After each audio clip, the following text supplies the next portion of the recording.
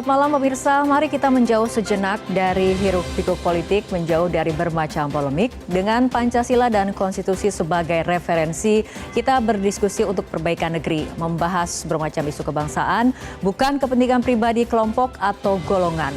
Para narasumber visi negarawan duduk bersama untuk memecahkan berbagai persoalan bangsa.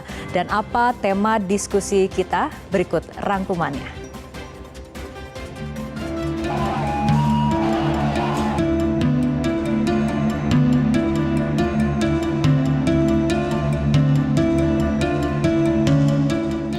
Aksi unjuk rasa menentang rencana DPR merevisi Undang-Undang Pilkada seakan mewakili rendahnya tingkat kepercayaan masyarakat terhadap para wakilnya.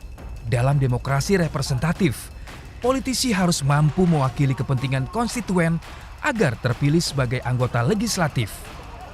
Rakyat tentu akan murka bila wakil rakyat yang dipilihnya seakan justru menghamba kepentingan penguasa.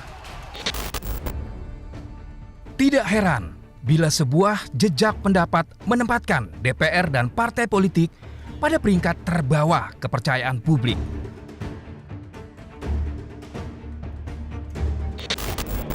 Presiden Amerika Serikat Abraham Lincoln mendefinisikan demokrasi sebagai pemerintahan dari rakyat, oleh rakyat, dan untuk rakyat.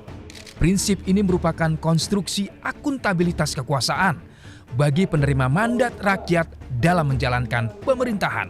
Sehingga dalam sistem demokrasi dikenal semboyan suara rakyat adalah suara Tuhan, Vox Populi Vox Dei. Apa jadinya bila saat menjabat, para politisi tidak bekerja sesuai mandat? Interpretasi terhadap undang-undang itu bisa diperdebatkan. Saya pikir kalau tidak bisa diperdebatkan, hitam putih jelas, beda. Saya harus nyatakan ini dalam pemahaman saya. Karena ini menjadi multi interpretatif. Yang satu bilang ini melanggar. Pihak lain nyatakan bisa kok.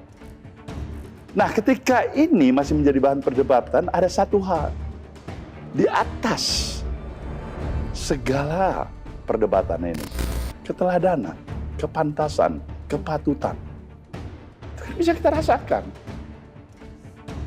Jadi semangatnya kita membuat undang-undang itu adalah untuk menuntun kita ke arah kebajikan, ke arah keadilan, ke arah kepastian hukum itu sendiri. Bukan sebaliknya. Nah, disinilah bangun kesadaran yang paling pokok. Disinilah sebenarnya para elit bangsa ini, berulang kali saya katakan. Negeri kita ini memerlukan keteladanan para elit bangsa, para pemuka-pemuka bangsa, para pemimpin bangsa. Ketika ini tidak hadir, ketika public trust menjadi distrust, kita akan menghadapi konsekuensi yang barangkali sukar kita bayangkan hari ini. Melalui buku berjudul How Democracies Die, dua profesor dari Universitas Harvard Amerika Serikat mengungkapkan hasil riset bahwa munculnya pemimpin tirani dan pemerintahan otokrasi adalah dosa elit partai politik.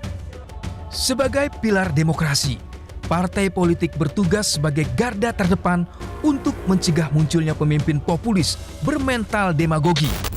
Namun sejumlah diktator seperti Hitler dan Mussolini hingga Presiden Trump yang tirani justru meraih kekuasaan melalui jalur demokrasi. Mereka mendapat dukungan partai politik karena popularitas dan elektabilitasnya dibutuhkan untuk memobilisasi dukungan publik. Sebuah penelitian di Hong Kong mengungkap ketidaksukaan bahkan sikap penolakan masyarakat terhadap partai politik yang disebut fenomena anti-partai. Sentimen anti-partai terindikasi dari dua pertanyaan sederhana. Apakah kehadiran parpol penting? Dan apakah parpol peduli terhadap pendapat rakyat? Sentimen anti-partai dipicu dominasi eksekutif yang menekan peran parpol dalam kehidupan bernegara. Parpol akhirnya dianggap gagal menjadi penyambung lidah dan pejuang kepentingan rakyat.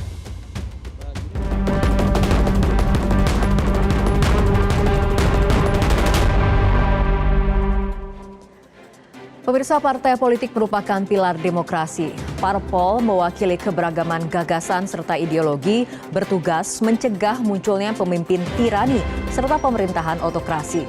Parpol juga menjadi kawah candra di muka yang melahirkan calon pemimpin bangsa.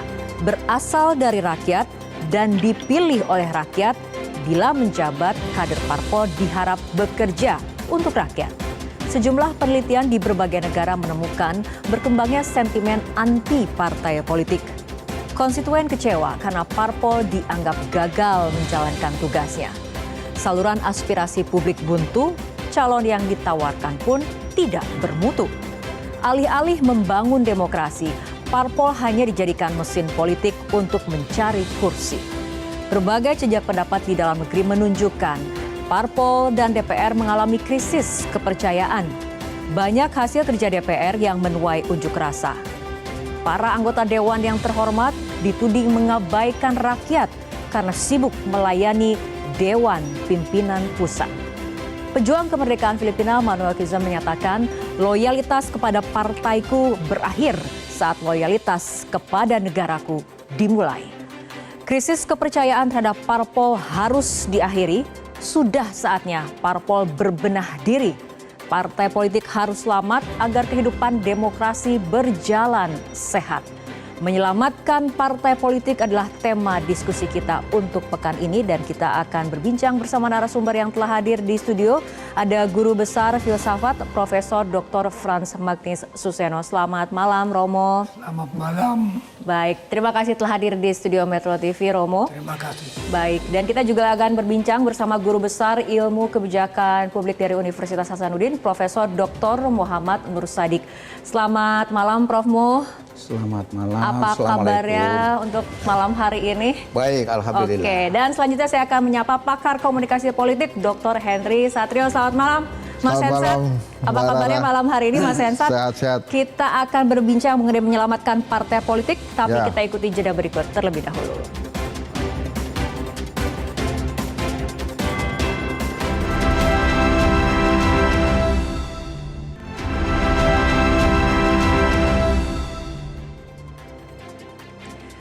Pemirsa, kita akan langsung mulai perbincangan. Saya akan ke Mas Hensat. Mas Hensat, benar tidak krisis kepercayaan parpol dan DPR akan memicu sentimen anti parpol?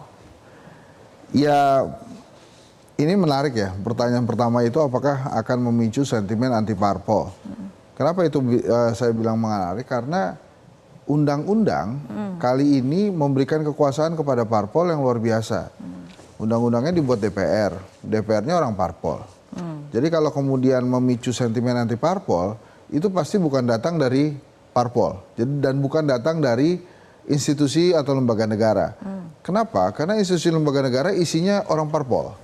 Nah, itu cuma bisa terjadi bila sentimen itu datang dari bawah, dari masyarakat.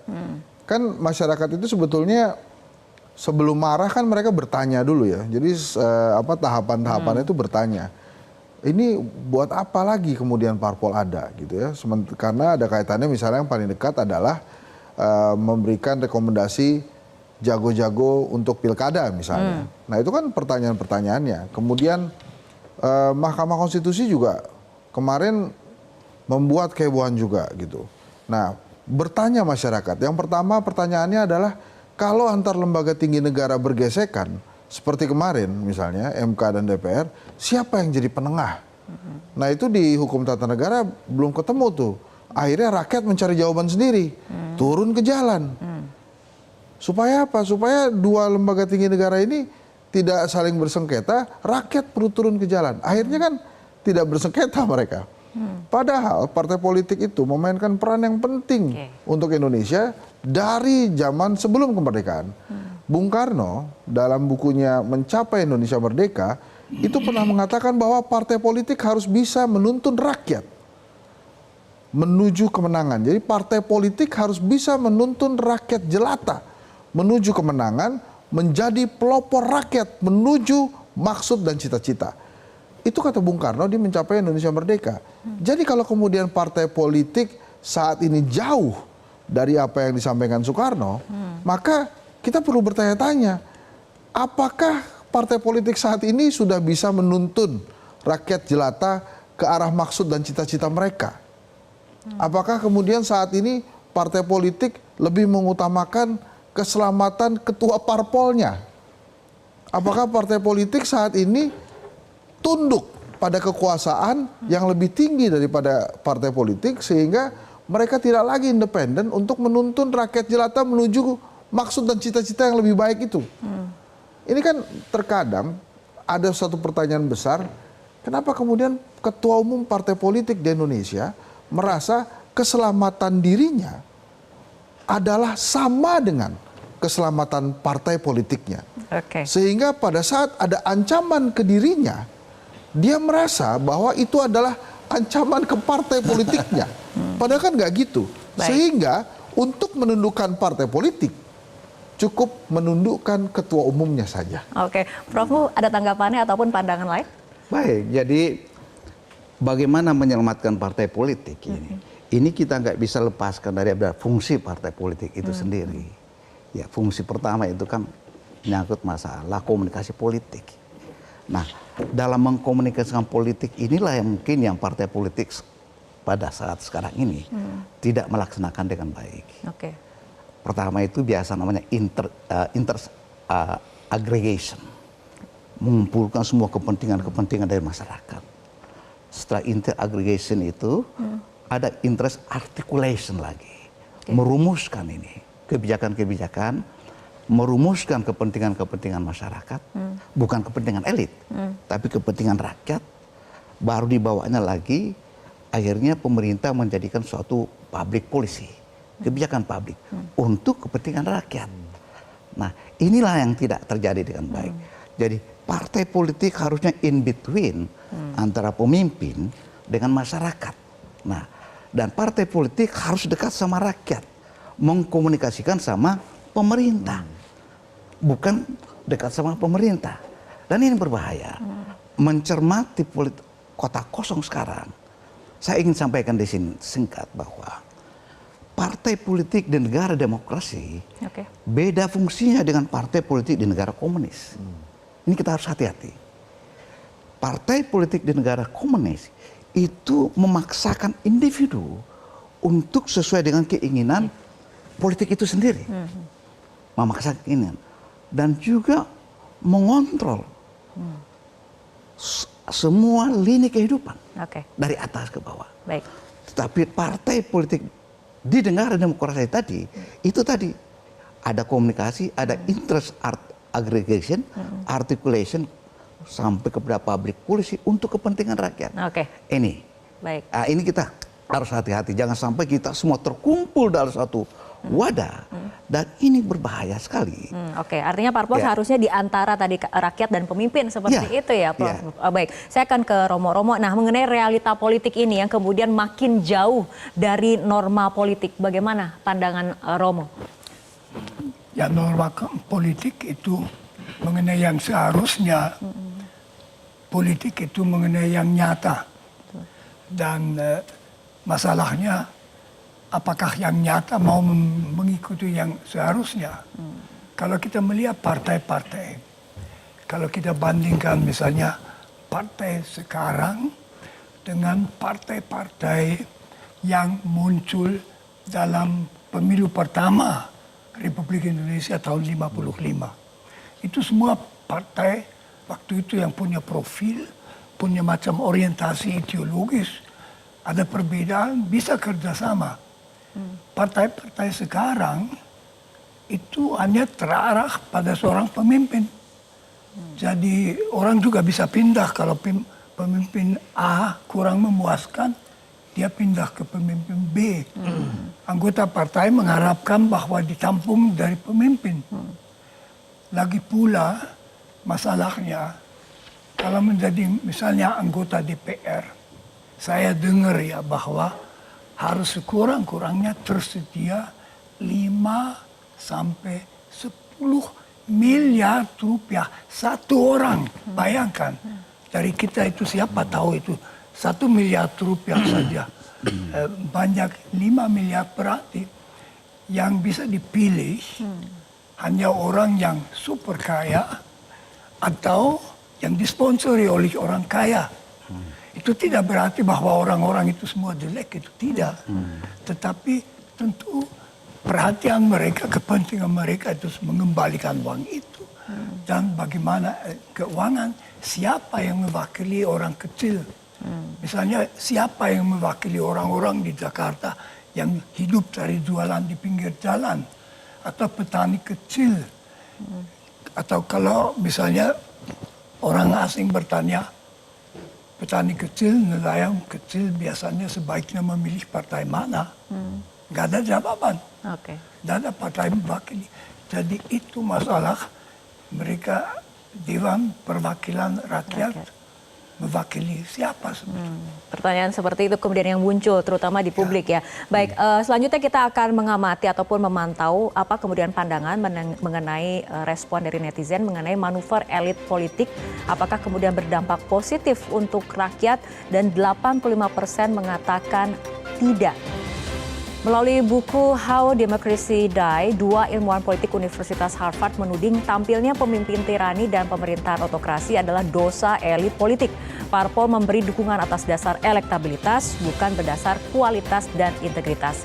Demokrasi menjadi oligarki yang membagi-bagi jabatan publik bagaikan konsensi. Kembali ke Romo mengenai realita yang terjadi, etika bagi-bagi jabatan ataupun realitanya seperti itu bagi-bagi jabatan, bagaimana pandangannya Romo? Bagi-bagi jabatan itu sebetulnya dalam sebuah demokrasi, pemerintah biasanya akan didukung oleh beberapa partai. Partai lain membentuk oposisi. Dan jabatan seharusnya memperhatikan kualitas orang yang diharapkan memenuhi jabatan ini supaya menjalankan tugasnya. Dan partai akan mendukung pemerintah atau tidak mendukung tergantung dari orientasi politiknya. Di mana penting diperhatikan bahwa adanya oposisi itu kadang-kadang menurut saya dilihat keliru. Oposisi itu sangat menguntungkan karena itu cara bagaimana konflik dan perbedaan dalam demokrasi dipecahkan tanpa permusuhan dan tanpa tabrakan. Itu oposisi. Oposisi bukan musuh. Kami akan gulingkan tapi membawa hal-hal kritis. Oke, nah berbicara mengenai fenomena politik, saya akan ke Mas Hensat mengenai pilkada yang akan berlangsung November nanti. Ini ada 43 pilkada yang melawan kota kosong. Sebetulnya calon tunggal ini dampaknya untuk rakyat. Kita berbicara mengenai pandangan rakyat. Apa kemudian efeknya terhadap rakyat? Baik, buruk, tidak berpengaruh atau seperti apa Mas Hensat? Ya makanya untuk mencegah kota kosong sebetulnya DPR itu perlu mengubah aturan ambang batas. Kalaupun tidak ada threshold, tapi harus ada batas maksimal atau batas atas thresholdnya. Misalnya sekarang kan 6,5, 7,5 sampai 8,5 kan. Tapi harus ada batasan misalnya 40%. Jadi kalau partai politik itu mau ngajak semua partai politik, misalnya nih, ini mohon maaf kalau salah nih. Ada beli kursi partai politik itu supaya misalnya semuanya pilih Henry Satrio ya, biar nggak ada saingannya, biar ada kota kosong aja. Tapi kalau ada ambang batas atas, saya nggak bisa begitu. Maksimal 40%, sorry. Maaf nih, saya sudah 40%. Kalian harus bikin koalisi yang lain. Tapi karena saat ini nggak ada ambang batasnya, jadi yang punya logistik besar itu bisa aja tuh mengajak semua partai politik masuk ke dalamnya untuk memilih dirinya. Dan itu yang terjadi. Dan itu yang terjadi saat ini. Dan lagi-lagi Rara, dalam peraturan saat ini jeleknya kota kosong ya. Kalau kota kosongnya menang, ya, bila kota kosongnya menang, di dalam peraturan itu akan dilaksanakan pemilu ulang mengikuti jadwal pemilu terdekat. Nah ini kan serentak, ada lagi 5 tahun lagi. Jadi kalau kota kosong yang menang, ya pemilu serentaknya itu pemilu ulangnya dilakukannya 5 tahun lagi. Lantas siapa yang menjadi kepala daerah? Dipilih oleh pemerintahan pusat, dipilih oleh Jakarta kalau masih jadi ibu kota, sehingga ya pasti yang akan dipilih adalah apapun kriterianya, kroni-kroninya pasti yang akan dipilih. Jadi kota kosong itu menurut saya bukan jadi solusi demokrasi sebetulnya. Jadi memang seharusnya peraturannya diubah itu ada ambang batas atas. Nah tadi kan Romo Magnis bicara tentang pembagian kursi-kursi. Dulu tuh waktu Megawati Soekarno Putri jadi oposisi, tahun 2010 di Kongres di Bali, di Sanur itu, dia mengatakan bahwa sejarah partai kita itu lebih besar daripada cuma bagi-bagi kursi kekuasaan dan istana negara. Wow, itu Megawati bilang gitu. Yang lain-lainnya sekarang ketua umum lain juga kalau pidato keren-keren begitu tuh. Ini bukan tentang bagi-bagi kekuasaan. Tapi ternyata kan begitu MK melonggarkan kursi di pilkada hanya 6,5% atau 7,5% suara loh, bukan kursi. Yeah. Ternyata kan partai-partai politik juga nggak banyak tuh yang kemudian mundur dari koalisi mencalonkan sendiri gitu. Ini kita bicara Jakarta aja. Itu begitu jadi 7,5%. Kan Golkar, Gerindra, PKS, PKB itu nggak narik diri kan untuk mendorong calonnya sendiri. Kenapa? Karena ada satu hal lagi, pilkada kita terlalu dekat dengan pilpres, sehingga partai politik itu merasa terbelenggu. Wah, kalau saya nanti narik diri dari koalisi, saya bisa kehilangan kursi menteri. Kalau tiba-tiba kemudian dijanjikan 3 kursi menteri, tetap 3 kursi, tapi jadi wamen kan pusing juga tuh partainya. Jadi gini loh maksud saya, itu tadi Mbak Rara punya pertanyaan bagus, bagaimana dengan bagi-bagi kursi? Saya sih jawabnya belum siap partai politik itu untuk tidak bagi-bagi kursi. Karena kenapa? Ada perbedaan perjuangan partai politik dari masa ke masa dan dari waktu ke waktu. Sebelum tahun 45, sebelum kita merdeka, partai-partai politik yang berdiri itu ideologinya mungkin kemerdekaan semua. Cari gimana caranya merdeka. Setelah kemerdekaan muncullah ideologi baru tuh yang pembangunan ya, setelah Orde Baru ya, ini setelah Orde Baru tuh pembangunan. Nah sekarang ini ideologinya ya ikut-ikut kekuasaan lah. Nah evaluasi dari Prof Mu seperti apa? Tapi tahan dulu Prof, kita harus ikuti jeda berikut terlebih dahulu.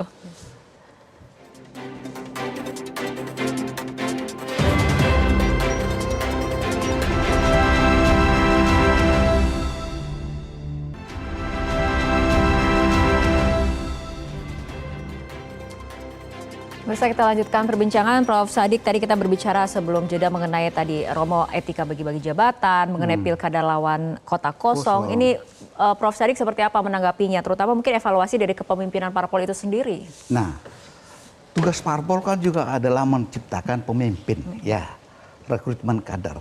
Nah, permasalahan di Republik kita ini, parpol ini tidak mampu menemukan seorang pemimpin yang baik, gitu ya. Tidak, kenapa dia tidak bisa menemukan pemimpin yang baik? Karena sistem yang kita pakai. Smart people in the stupid system, he becomes stupid. Stupid people in the smart system, he becomes smart. So demokrasi sebenarnya itu adalah reasonable, sesuatu yang masuk akal. Kenapa demokrasi dipakai di Eropa, di Amerika? Karena masuk di akalnya.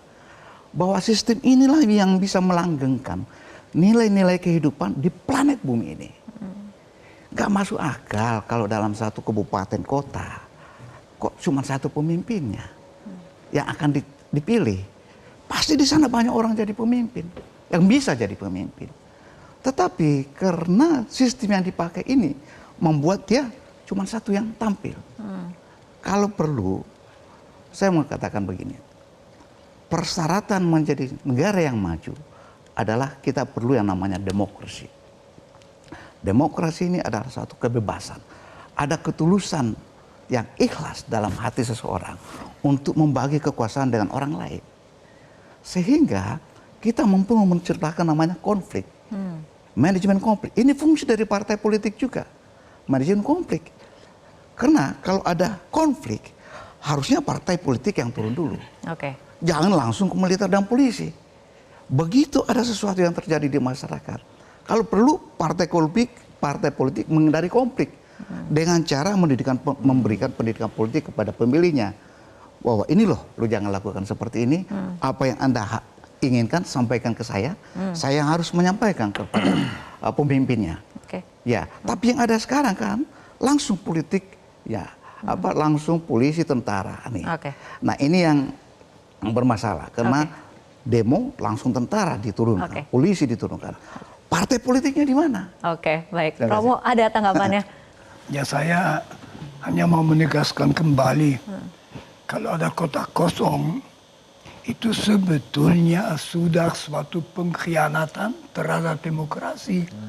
Karena partai-partai yang menjamin hanya ada satu tempat membuat masyarakat tidak bisa memilih. Pasti dalam masyarakat, di dalam setiap provinsi, di kabupaten, ada beberapa orang yang mau, mungkin juga sanggup, biar kami rakyat memilih. Jadi itu ditutup dengan suatu peraturan yang tidak memungkinkan dua orang dipasang. Sebetulnya, maaf, trik yang kotor untuk mengosongkan demokrasi. Partai-partai berkuasa, entah, jangan heran lalu kalau masyarakat ada yang mengira itu karena mereka dapat keuntungan finansial atau sebagainya. Jadi lalu menjadi buruk. Itu yang dimaksud demokrasi merosot menjadi oligarki dan sebagainya. Oke. Permulaan semacam korupsi politik. Oke, baik. Baik, kita bergeser ke topik berikutnya mengenai apakah sistem demokrasi kita sudah membuka ruang partisipasi politik rakyat. Kita akan lihat bersama hasil pollingnya. Sistem demokrasi apakah sudah membuka ruang partisipasi politik rakyat? Dan 87% mengatakan ini belum seperti itu. Saat berbagai negara dengan demokrasi yang sehat menghadapi rendahnya partisipasi pemilih, demokrasi Indonesia yang disebut cacat mencapai lebih dari 81%, namun tidak ada ruang partisipasi politik rakyat pasca pencoblosan. Padahal perumusan kebijakan dalam iklim demokrasi semestinya inklusif, mekanisme konvensi sebagai penjaringan calon pemimpin yang lebih demokratis juga belum menjadi tradisi. Silakan tanggapannya mungkin dari Prof. Sadik terlebih dahulu. Jadi seseorang itu kalau mau menjadi pemimpin, dimotivasi oleh keinginan berkuasa, pasti berbeda kalau seseorang yang mau jadi pemimpin dengan motivasi mau jadi pelayan, services. Orang yang motivasinya mau jadi berkuasa, biasanya sangat takut kehilangan kekuasaan. Dan segala cara dipakai untuk memperoleh kekuasaan itu. Tanpa malu pun juga dia. Tapi kalau niatnya, motivasinya mau jadi melayani, dia akan hati-hati dan tidak terlalu takut kehilangan kekuasaan bila dia berkuasa. Karena pada saat itulah dia mempraktekkan namanya the highest level of leadership. Kepemimpinan tingkat tinggi yang memberikan pertama, put people first. Tempatkanlah rakyat di atas segala-galanya, di atas kepentingan kelompok, apalagi kepentingan pribadi. Ini. Tapi kalau dia dimotivasi oleh keinginan berkuasa, yakin dan pasti tidak akan mungkin bisa mengimplementasikan the highest level of leadership itu. Nah, ini saya melihat di sini kita punya sistem partai politik belum mampu menemukan itu. Jadi kan ada namanya smart city, harusnya ada smart system juga yang kita bangun supaya sistem kita ini baik, cerdas. Kita harus hati-hati dengan sistem politik di negara komunis dan negara demokrasi. Ini yang berbahaya ya. Kalau sistem politik di negara demokrasi itu kan dia pendekatan dari bawah ke atas. Demokrasi. Tapi kalau komunis dari atas ke bawah. Dia mengontrol semua kehidupan dan menghimpun semua kekuatan itu dalam satu. Sehingga memonopoli kehidupan dalam segala aspek secara monolitik. Ini berbahaya. Mas Hensat. Gini, ini menurut saya, ini mohon maaf ya. Kan ada buku tuh Prof yang nulis William Bloom. Dia bilang begini, dosa terbesar Amerika Serikat itu adalah mengekspor demokrasi ke negara-negara yang belum siap berdemokrasi. Menurut saya salah satunya Indonesia tuh. Sehingga Indonesia ini menerjemahkan demokrasinya sendiri gitu. Jadi demokrasinya itu masih dicari-cari tuh di Indonesia. Misalnya nih Prof ya, oposisi.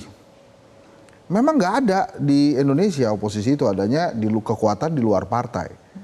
Tapi kan kalau kemudian rakyat tidak puas, dibantu oleh partai oposisi memberikan kritikan-kritikan ke penguasa, ke pemerintah, harusnya kan oposisinya naik suaranya. Di Indonesia kan enggak. Oposisinya udah derita lo aja gitu, begitu masuk ke pemilu nggak banyak juga dipilih. PKS misalnya naik kursinya cuma 3. Demokrat turun, padahal sepanjang 2019 sampai 2024 kerap memberikan masukan kritis kepada pemerintah kan. Demokrat oke lah di ujung-ujung kemudian masuk ke pemerintahan, tapi kan udah telat juga di ujung-ujung. Jadi artinya demokrasi di Indonesia masih mencari celah dan mencari bentuk sebetulnya. Dicari yang legal, harus legal pokoknya. Karena pikirannya harus legal, kalau peraturannya agak-agak nggak seru gitu ya buat orang yang berkuasa, peraturannya dirubah. Diubah tuh, supaya sesuai. Tapi kan cara pengubahannya nggak melanggar aturan, demokratis juga. Nah itu yang saya maksud dengan kita sebetulnya masih mencari bentuk demokrasi seperti apa yang Indonesia inginkan. Apakah demokrasi tapi dalam bentuk kerajaan, gitu kan? Atau ada demokrasi yang lain? Jadi memang pada saat kita bicara partai politik, dan partai politik yang tersandra dengan yang namanya kekuasaan, dengan yang namanya materi, nggak kemana-mana partai politiknya. Apakah partai politik harus diselamatkan? Iya diselamatkan. Tapi kan yang bisa menyelamatkan partai politik itu kadernya. Rakyat kan nggak bisa menyelamatkan. Kan kalau begini loh, partai politik itu besar karena dukungan rakyat. Dan kalau partai politik mau besar, dia harus punya sayap-sayap organisasi. Jadi aneh kalau ada partai politik nggak punya sayap organisasi besar. Karena dibantuin misalnya sama penguasa gitu. Jadi kalau mau menyelamatkan partai politik, kader-kadernya mesti punya otak semua. Jadi jangan mau kemudian diintervensi seneng gitu. Itu yang menurut saya harus dilakukan oleh partai politik. Jadi menyelamatkan partai politik, kader dulu yang pertama harus menyelamatkan partai politik. Kalau Romo seperti apa? Ya saya juga berpendapat partai politik sebetulnya perlu suatu pembaruan. Saya tidak tahu bagaimana itu mau dicapai.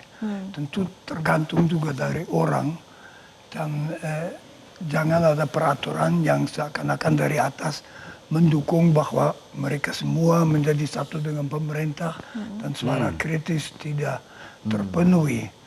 Karena itu batas-batas ambang yang tertinggi menurut saya semua harus diturunkan supaya ada alternatif-alternatif yang naik.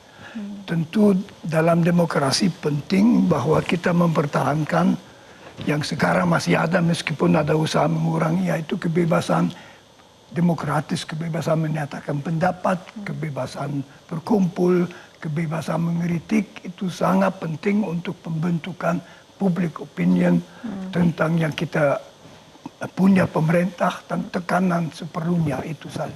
Oke, baik. Saya terusin oposisi. Singkat saja sebelum kita jeda. Beneran singkat. Jadi rakyat harus memberikan penghargaan kepada oposisi. Dengan apa?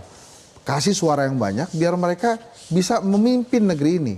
Sebetulnya itu pernah dilakukan pada saat PDI Perjuangan, oposisi dari SBY, Gerindra, oposisi dari SBY, dari Demokrat, akhirnya ada reward dari rakyat.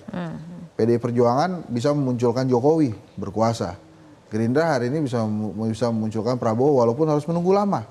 Tapi itu tidak terjadi pada saat pemilu 2019. Demokrat dan PKS nggak dapat reward dari rakyat. Oke, baik Bapak-Bapak, kita akan lanjutkan lagi perbincangan, tapi kita ikuti jeda berikut terlebih dahulu.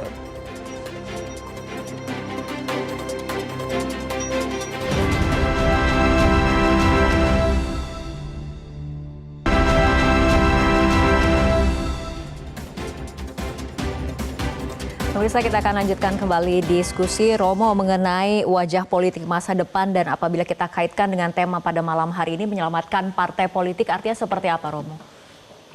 Menurut saya kita harus menyelamatkan partai demokrasi yang diinstall dalam reformasi dengan perbaikan-perbaikan.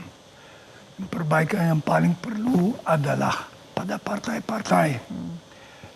Misalnya saya heran menjelang pemilu ya setengah tahun banyak kritik, saya juga ikut kritik macam-macam kiri kanan yang tidak pernah saya dengar satu kata pun dari seorang anggota DPR yang mengatakan sesuatu membela, menyerang atau sebagainya. Kalau wakil rakyat diam dalam fase seperti itu berarti partai itu lumpuh.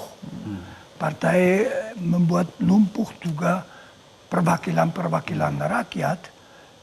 Itu betul harus dipikirkan bagaimana bisa dirubah. Saya juga bukan ahli, tetapi yang penting kita masyarakat menuntut itu dari mereka.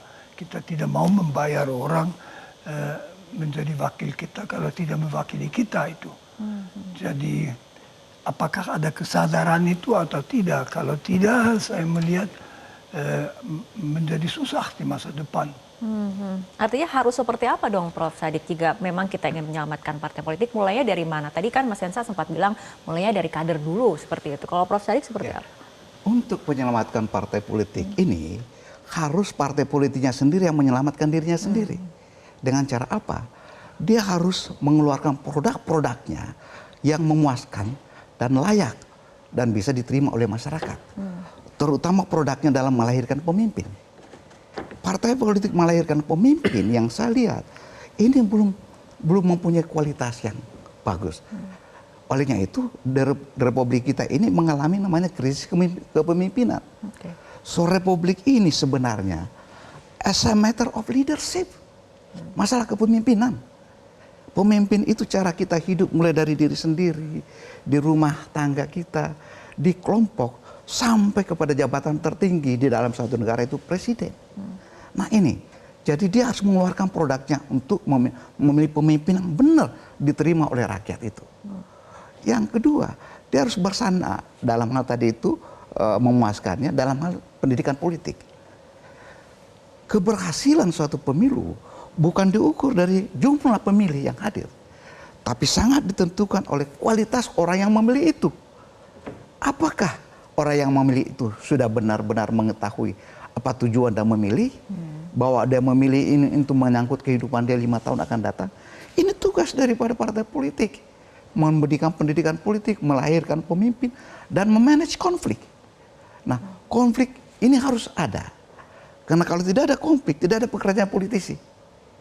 Jadi kita memang perlu saingan, perlu ada berkompetisi supaya sehat. Yang berbahaya kalau kita menciptakan monolitik, itu sama dengan negara komunis nanti.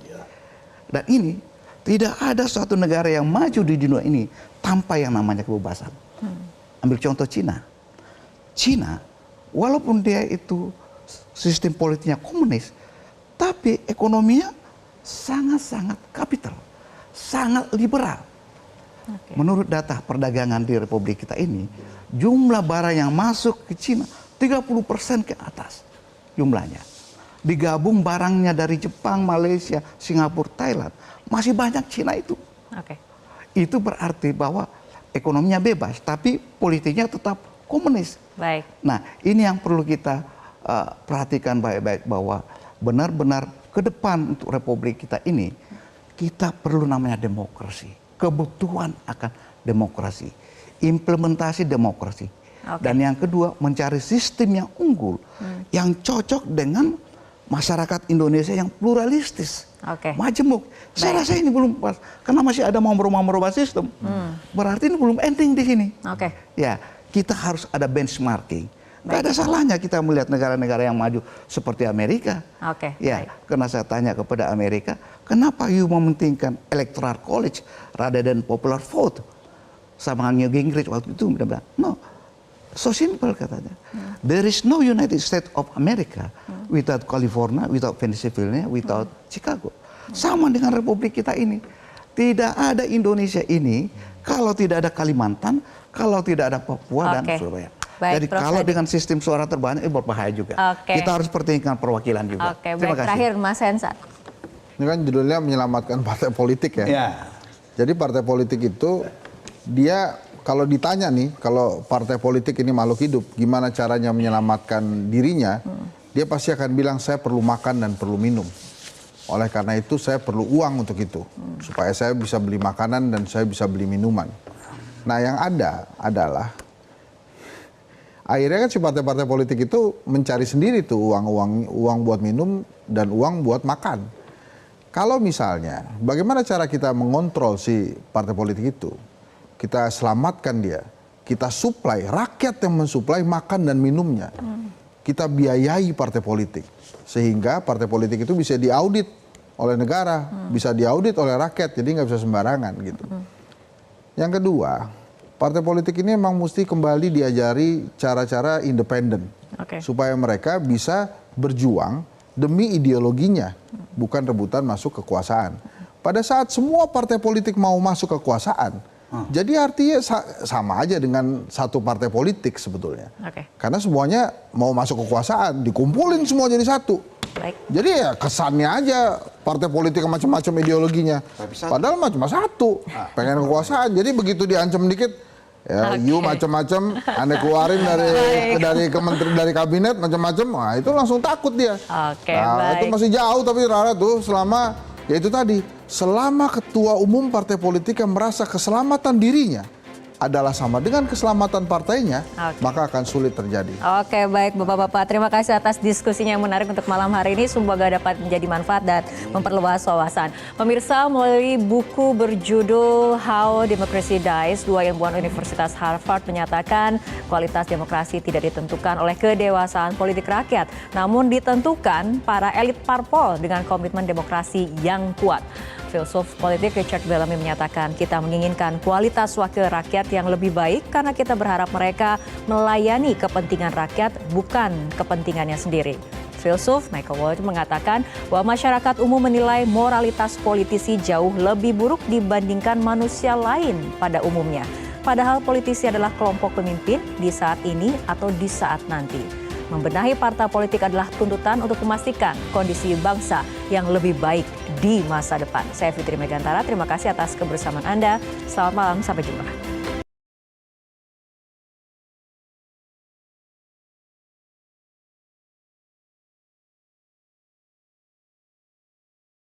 Jelajahi cara baru mendapatkan informasi. Download Metro TV Extend sekarang.